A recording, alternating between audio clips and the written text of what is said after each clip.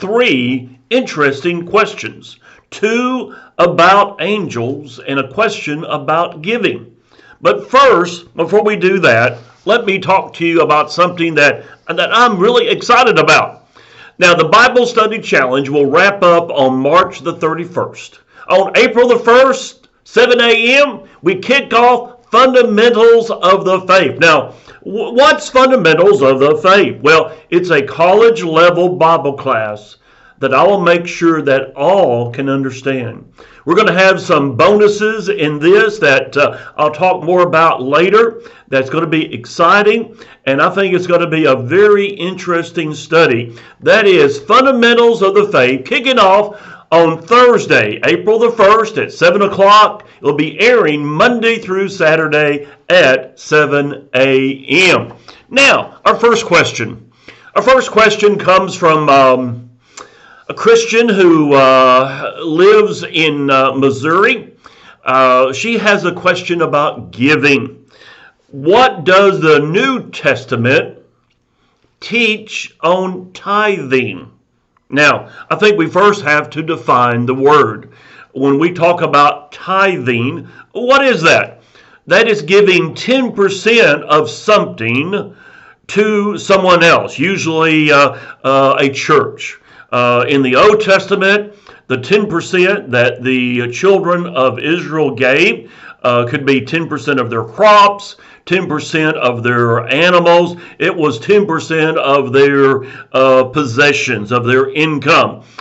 Today, we usually think of giving. We usually think of money. Now, of course, as Christians, we give first ourselves. I'll talk more about that in just a moment. We'll be looking at Romans chapter 12 on that concept. But here is, to me, the great news. As Christians today, living under the New Testament, we are not held to the ceiling of a 10% gift. We give by grace. We give joyfully. We give because we want to give. Let's start off in the book of 2 Corinthians. 2 Corinthians chapter 8, verse 12. For if there is first a willing mind, circle that word, willing, it is accepted according to what one has and not according to what he does not have.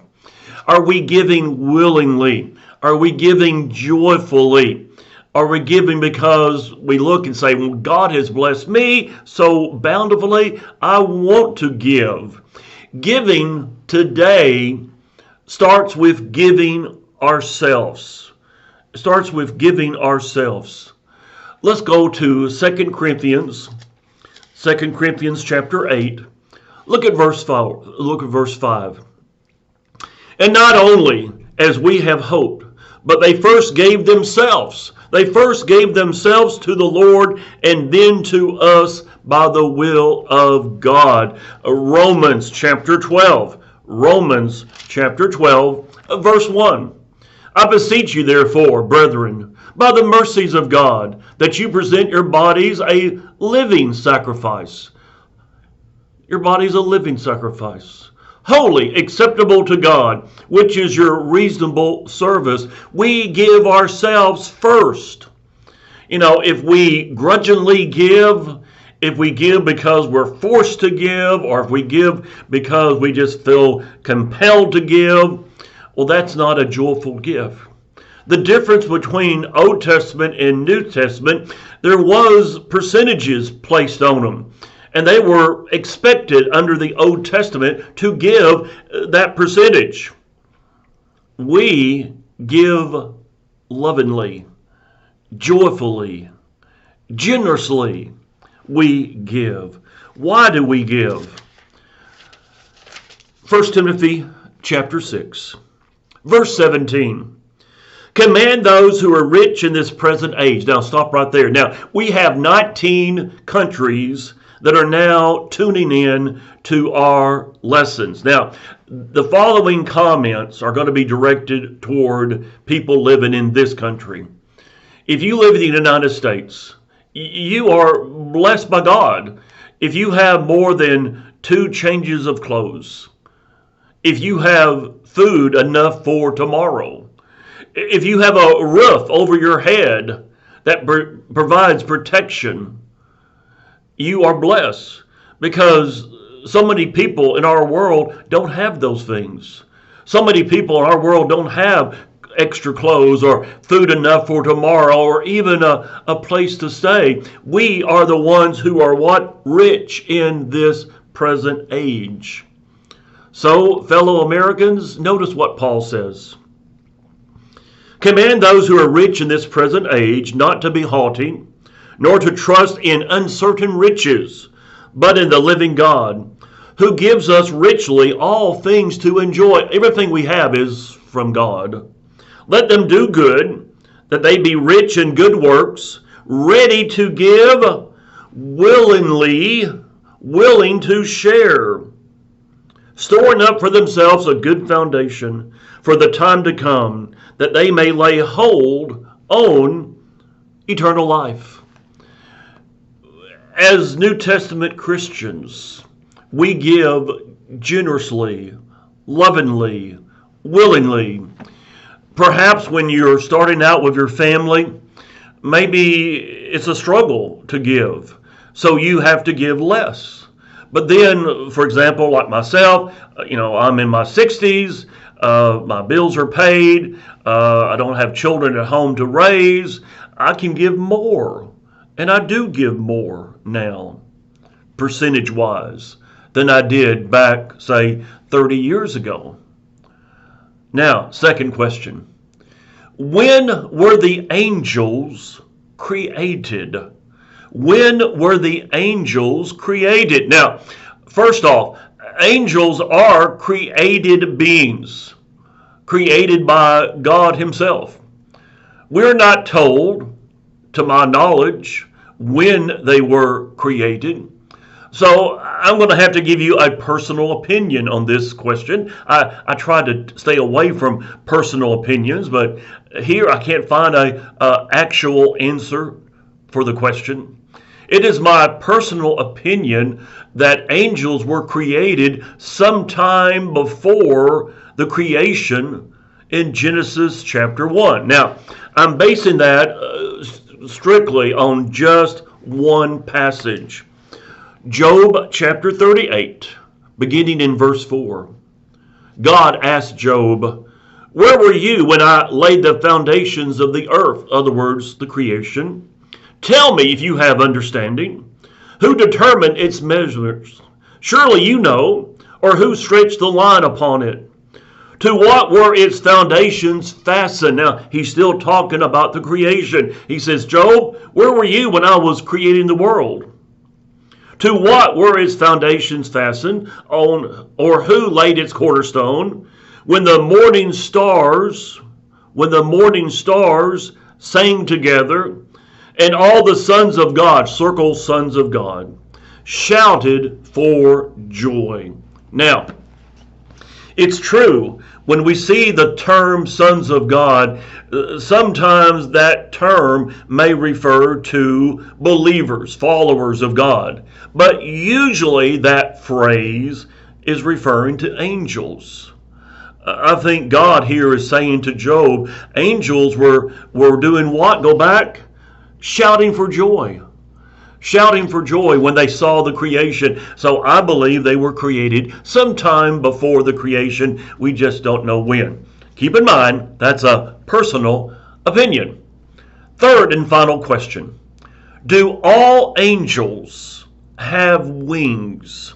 Do all angels have wings? Well, the seraphim in Isaiah 6 certainly did. Isaiah 6, verse 1. "In the year that King Uzziah died, I saw the Lord sitting on a throne, high and lifted up, and the train of his robe filled the temple. Above it stood seraphim. Each one had 6 wings. So the angels here had wings. Also, the cherubim in the book of Ezekiel, chapter 1, verse 6. Speaking of these angel creatures, verse 6, each one had 4 faces, and each one had 4 wings. It also seems like, by looking, that the angels mentioned in Revelation had wings. Revelation chapter 4, verse 8. The 4 living creatures, each having 6 wings, were full of eyes around and within. Now, other passages that we can turn to, we're going to turn to Hebrews chapter 13. Other passages make no mention of wings. Look at verse 2.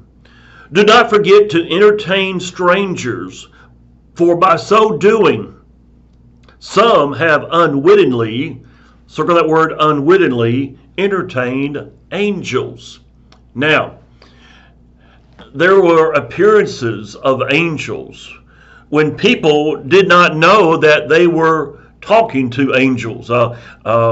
We have several examples in the Old Testament where angels had interaction with Old Testament characters, carried on conversations. And the Old Testament character did not realize that he was talking to an angel. Even to say the angels on the Resurrection Sunday, the women were confused about these men that appeared to them. So, to answer your question, do all angels have wings? Well, not necessarily so. Perhaps they can make other appearances. They can appear without wings, and sometimes they appear with wings, but not all appearances in the Bible do angels necessarily have wings. And those are your 3 questions for tonight. Now, help us out. Click on share. When you click on share, what are you doing? You are increasing our audience, and that is phenomenal, and we appreciate it so very much. Here at the 70 West Church of Christ, we have 4 classes a day, Monday through Saturday at 7 and 9. That's both AM and PM. We have not forgotten our young people. We love our teenagers. We have classes for teenagers on Friday and Saturday evening at 8 o'clock. Do you have questions for me? Bible Investigation is all about your questions and Bible answers. If you have questions, please email me at preachermichaelcox@hotmail.com. Have you downloaded my free app? Just go to your app store and download the free app Truth.fm. That's Truth.fm. Would you like to do some maybe deeper study? Go to our website. We have some marvelous free study tools. We made the website address easy to find. We know that if we called it what it should be, 70 West, well then you might forget, is it 70? Is it 77? I can't remember. We debated our city, HotSpringsChurchOfChrist.org. Now, would you be interested in a free Bible correspondence course? We have a great one. Just email us your mailing address to 70westbiblestudies@gmail.com. Now, would you like to receive our publication? It's called House to House. Just email us your mailing address and we'll get you a free copy in the mail. At the 70 West Church of Christ, we have 3 worship services on Sunday. We have one at 7:45 in the morning for high-risk people. Very safe. We have one at 10 in the morning and also 6 in the evening. The 10 o'clock and 6 o'clock are live streamed for your convenience. We also have a Wednesday Bible study in Devo that begins at 7. Once again, live streamed on Facebook and YouTube. Remember, you're always a guest at the 70 West Church of Christ. Now, as we close out, it is our hope, it is our wish, it is our prayer that each one of us live for Jesus